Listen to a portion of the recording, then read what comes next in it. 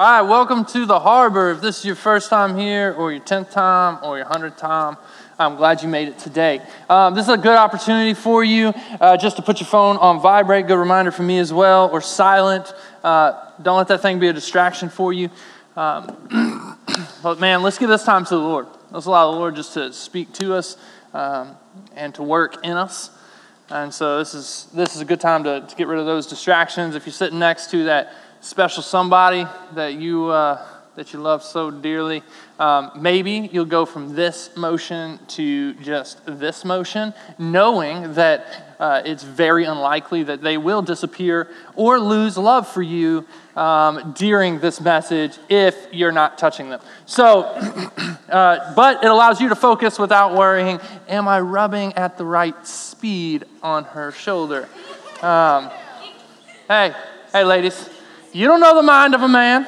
He's like, okay, does she like this? I think so. All right.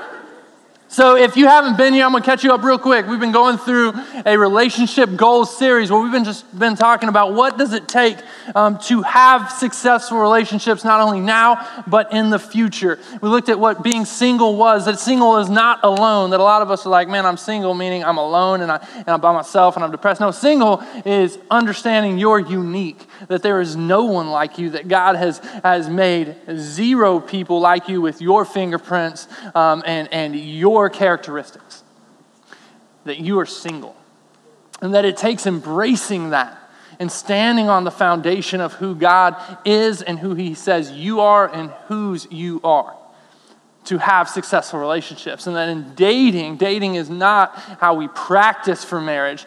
Dating is how we find someone to marry. And engagement, we check that yoke. Man, is it someone who loves Jesus, who's headed in the same direction as me? And then tonight we're going to talk about marriage. But I want to talk about love and marriage because they go so closely together that without love, your marriage will always fail. That without love, every relationship you have, friendship, dating, whatever, will fail. Without love, it'll fail. The problem is how we define love, that a lot of people are in here, you're victims of that person telling you that they love you, or maybe you may be a perpetrator in that, of telling someone, hey, I know we've been dating for 2 weeks, but they have felt like 2 months, and that felt like almost 2 years, and I love you, right? Like you were there, and you're like, okay, and then I kind of love you too, all right? I feel guilty for not saying it back, so I'm going to say it, and that's what I want to redefine.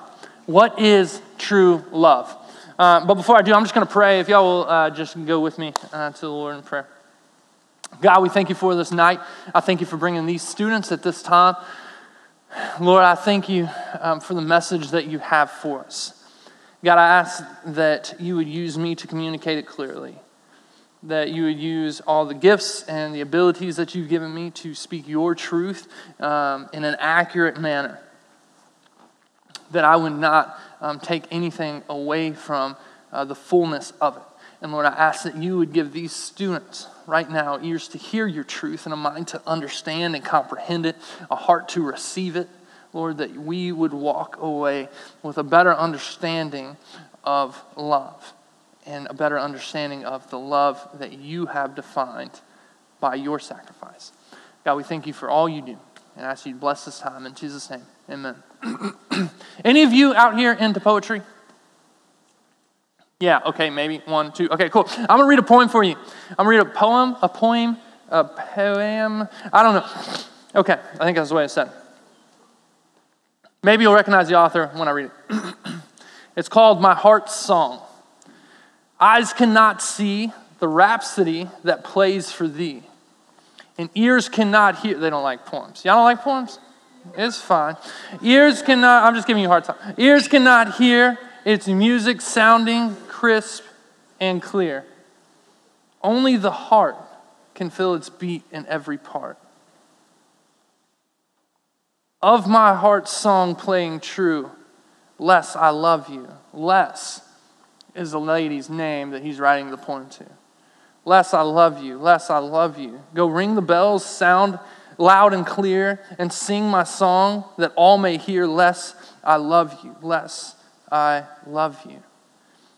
This is a poem from a husband to a wife, and the man is writing to his wife named Les, and he's saying, people can't hear the song, the melody that my heart makes for you.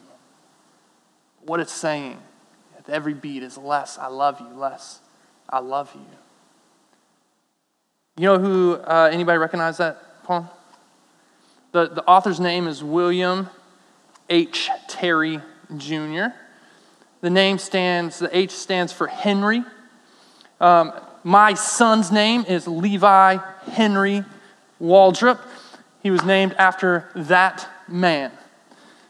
That man is my grandfather. And he wrote, it really is amazing, he wrote that whole book of poems. Several of them in there are written to my grandmother, Leslie Lee Terry. And at the time, he wrote that in 1987. That's the same year I was born. And at the time, when he wrote, I love you, to my grandmother, he had no clue how much love would cost him. See, it was about that same time that my grandmother was diagnosed with manic depression. Manic depression takes you, or they call it bipolar, and it takes you from, it's a chemical imbalance in your mind that brings you to this place of extreme highs. You feel like you can conquer the world, you don't feel pain, that you don't sleep for days, that you are just going. And my grandmother always liked crafts. She made my mom's wedding dress. I'm going to just say that again. You didn't hear that. She made my mom's wedding dress, and it looked all right. My mom didn't have a pair of jeans from the store until she was 12. That she made every pair of blue jeans my mom ever owned until she was 12. She loved crafts, and so when she'd get real manic, she would go and she would go just buy stuff and make stuff like crazy. And then the other side of manic depression is depression. is depression. And it's the lowest of lows where you don't want to eat and you don't want to wake up and you don't want to move and you just want your life to end.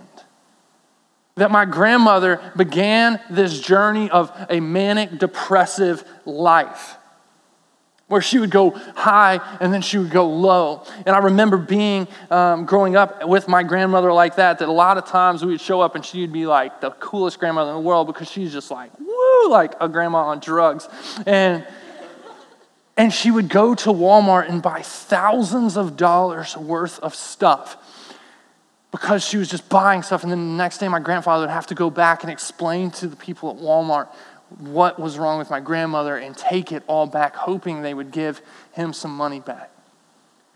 Well, then she slipped into a place of dementia where your brain gets burned enough that you end up not being able, and you stop going from manic depressive to kind of just a state of incognition where you're not really cognitively thinking about things. It's just a fog. You lose your ability to speak clearly, to control your volume, to accurately display emotion.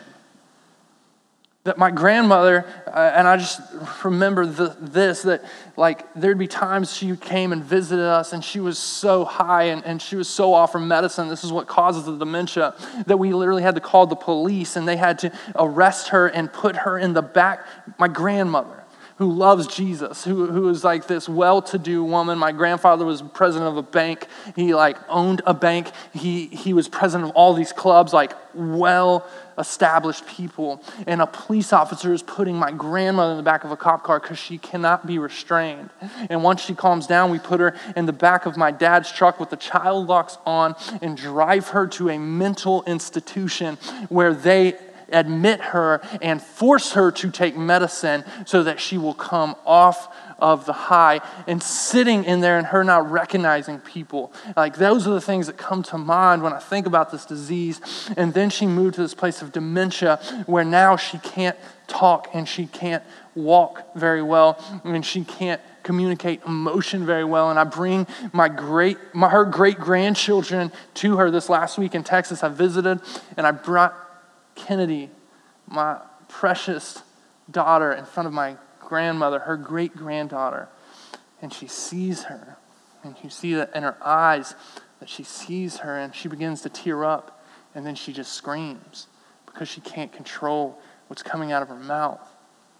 And my grandfather, when he wrote, "I love you," in that poem, had no idea what that would cost, because now, every day for my grandfather is taking care of my grandmother. That every day he wakes up and feeds my grandmother and has to brush her hair, and her teeth have fallen out of her head, that her mouth is rotting because he could not brush her teeth. She would not allow him to. That he has to get her dressed, he has to bathe her, he has to put her on the toilet, he has to change her diapers. That he has chronic back problems now because of lifting my grandmother up off of the floor.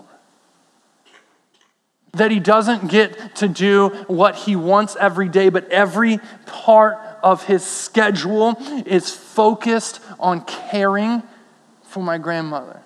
That he will die caring for her. That likely the stress she has caused in his life, she will outlive him.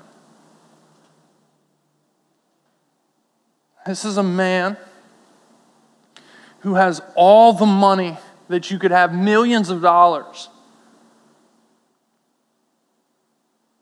who could afford to put her in any senior living facility in this country. But he doesn't. And when I ask why, he'll tell you two things. He said, one, because I love her. Two, because I promised. There's a time in her life where and still now she'll have these little spurts of sanity, these little windows into her mind and into what she's dealing with. And one of those windows, she looked at my grandfather and said, "Bill, I need you to make me a promise." And he said, "What is that?" She said, "Promise you'll never put me in a home." And right then and there, he promised to my grandfather and to my grandmother. And so, being a man of his word, instead of finding people to care for her and going on and living his life, he has sacrificed everything for this woman who he has proclaimed to love. Who more than 50 years ago he stood at an altar with and vowed his life to. Who today he is still living that out. That it irks me sometimes so hard, like it hits my core sometimes, the way that I hear people professing their love over these meaningless relationships that mean something in the moment but really aren't a big deal, and yet they're making these commitments to each other with no way to back it up. That if you want a picture of love, you need to look at Bill and Les Terry. That it's a man who said, "I will change your diapers." That's what love is. That's what love looks like. 1 Corinthians says it like this. Love is patient and kind. That love does not envy or boast. It is not arrogant or rude. It does not insist on its own way. It is not irritable or resentful. It does not rejoice at wrongdoing, but rejoices with the truth. Love bears all things, believes all things, hopes all things, endures all things. This love is a love that God says, here is what love truly is. In 1 John 4, he said, love is sacrificial. That the outcropping of your love is sacrifice. He said it in this way. He said that we didn't love him, but that he loved us. And this is love, that one man should give up his life for another. That he showed his love in the death of Jesus, his son. He said, I love you so much that I will sacrifice. That I will lose my son to gain you. That love is sacrificial. That our world wants to say that love is something that we can fall in and fall out of. That love is something that can happen at first sight. But the definition of love by God's Bible and his example says love is not something that you can fall in. And love is not something that, I'm falling out of love with them. That love is not something that just happens. That is lust. That we fall in and out of lust. Where we desire someone. Where we see someone. And it's that moment, guys, where we're like, dang, she's hot. That's lust. That's not love. Love is something we choose to do.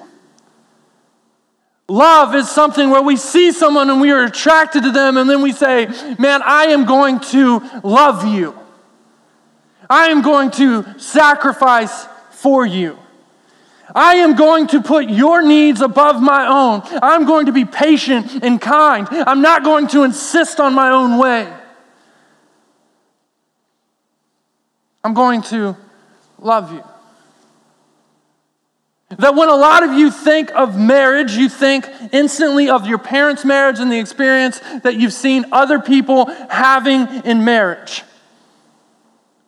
And so you see people who have fallen out of love and who have fallen in love. You see maybe a broken marriage in your family. You see maybe multiple marriages in your family. Maybe if you're like me and you are blessed with parents who truly have fought for their marriage, that they still have a relationship. But love is what makes a marriage work. Whether you decide to love someone regardless of their wrongdoings, regardless of what they've done or they deserve, that love, the outcropping is always sacrifice. That it always looks like you putting someone else before yourself. If you jump to the first part of 1 Corinthians, so I just read 4 through 7, but if you, and I skipped 1 through 3, but if you went to 1 through 3, it says this: if I speak in tongues of men and of angels, but have not love, I'm a noisy gong or a clanging cymbal. And if I have prophetic powers and understand all mysteries and all knowledge, and if I have all faith as to remove mountains, but I have not love, I am nothing. If I give away all I have, and if I deliver up my body to be burned, but have not love, I gain nothing. That a lot of relationships don't work even though people are professing their love. It's because it is simply words and is not backed by sacrifice. That is simply me professing what I feel for someone without ever backing up that feeling with action. He says, man, you gain nothing. In the context of the scripture, he's actually talking to the church. And he's talking to these people who have spiritual gifts and who have a lot of potential to do a lot for the kingdom. And he says, man, you can have all of this stuff and you can have all of these gifts, but if you have not love, then you have nothing. If you aren't willing to truly live out what Jesus did for you in front of someone else, then you have a pointless witness, that your witness is weak. That people will not come to know the hope and the truth of Jesus through you without love. And the same is for our marriage. That if we are going to prepare for marriage, then we have got to learn to love now. That when you get to the wedding day and you're standing in front of your future spouse and they say, do you take this person to be your lawfully wedded, blah, blah, blah. We all saw the royal wedding, right? And everyone's like, here's your vows. I'm going to live with you and I'm going to share all my money. And if I'm sick, then you're going to take care of me. You're sick, I'm going to take care of you. And it's this whole thing. But if you have not learned to love before then you will not know how to love after then. That the marriage will only be a shell of words and vows that will break and will crumble under the weight of life if love is not there to support it. When I talked about dating, I told you that a person doesn't get better when you get married, but when you are dating them, that is the best that they will be. You are seeing them at their best. And yet we live in a culture of puppy dog love. But what I told you earlier is that is lust. You want to know the difference in love and lust? Lust says that I will fulfill my own needs, my own wants, rather. Love says I'm going to fulfill someone else's needs. So if you are the victim of someone saying, hey, I love you, I want you to really think about their motives. Because do they say, I love you and try to cuddle up close? They're trying to fulfill their wants.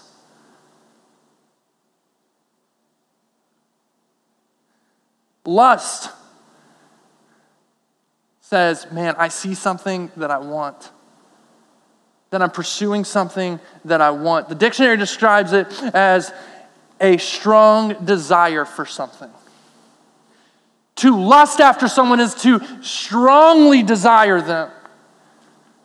To love after someone is to strongly sacrifice for them. Lust says, give me what I want. Love says, let me help you with what you need. That if we don't learn to love now, then our marriage will never last later. That's the beauty of the Bible. That it's always in the right time. That a lot of people say, well, man, that's going to be down the road. When I come to that bridge, I'll learn to cross it. No, you've got to learn to walk now so when you come to the bridge, you can cross it. That the reason my grandparents' marriage lasted as long as it did, even though my grandmother has sucked literally the life out of my grandfather. That literally he's changing her diapers. It's because he's learned to love. That he's learned to sacrifice. And that if we are to be people who are going to have a successful marriage, then we have to be people who learn to love now. Honestly, when we get new people in this room, it's really hard for me to feel positive about it sometimes. Because y'all are like me. And though we are good-hearted people and we love people or we like people, it's kind of hard for us to love them. See, for us to love someone new in this room or someone who walks in through those doors the next time we meet, it means that we truly have to sacrifice for them. That for us to make someone new comfortable, that means we have to sacrifice our comfort. That we have to be willing to say, I'm going to be uncomfortable for the sake of their comfort. I'm going to be willing to love them. That right now you have an opportunity to learn to love. That right now some of you on Sunday mornings are coming to our small groups or coming to your own small groups rather. And yet there are people in your group that you don't really know or even don't really like. And you haven't found resolution with them because you've been unwilling to love them. You've been unwilling to say, look, it's not about my needs, it's not about my wants, but it's about loving you and sacrificing. It's about putting other people's priorities above our own. That for some of you, this should be a wrecking ball in your life right now. That it's a place where we realize we aren't really loving anyone. That the only things we're doing for others are to benefit us. But the beauty of the gospel is God says, no, what love is me sacrificing for you. So that you may have salvation. So that you may be saved. So that I may get the glory. So that you may know the best thing in this universe, which is me. That God showed us love. God has allowed us to experience love so that we in our lives may reflect love, which is sacrificial.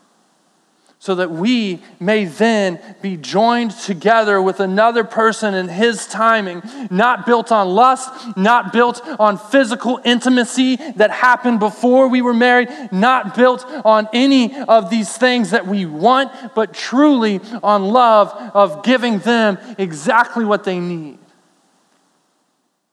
I'm going to close with this. Ecclesiastes 4:9, it says, 2 are better than one, because they have good return for their labor. If either of them falls down, one can help the other up. But pity the one who falls and has no one to help them. Also, if two lie down together, they will keep warm. But if one, who can keep warm alone? It's the picture of love. Of two being joined together by the unity of Christ, saying, man, we are equally yoked, and we have learned to love, and we learn to sacrifice, and we're not perfect, but we're working towards that. And now God has blessed this relationship that we are giving each other and out loving each other. He says, man, that is where we find the joy of relationship. That is where we find the blessing of relationship. When we pay attention to how Christ has ordained them and organized them. And then we be obedient to that. So I encourage you this week. I encourage you today. I encourage you to look around even in this moment at the opportunities you have to learn to love. That the person right next to you is an opportunity for you to say, man, I'm going to sacrifice for them. I'm going to love them. That the next person you come in contact with at school or at your home or at this place, this church, this family that you don't know, it's an opportunity to say, man, I'm going to get out of my comfort zone for them. I'm going to choose to love. That means we choose to sacrifice. I challenge you, be someone who's willing to sacrifice, who's willing to cry out with your life about who Jesus is and what he's done for you. That the blessing comes as you learn to love. And then as the relationships pour in, that you do them well.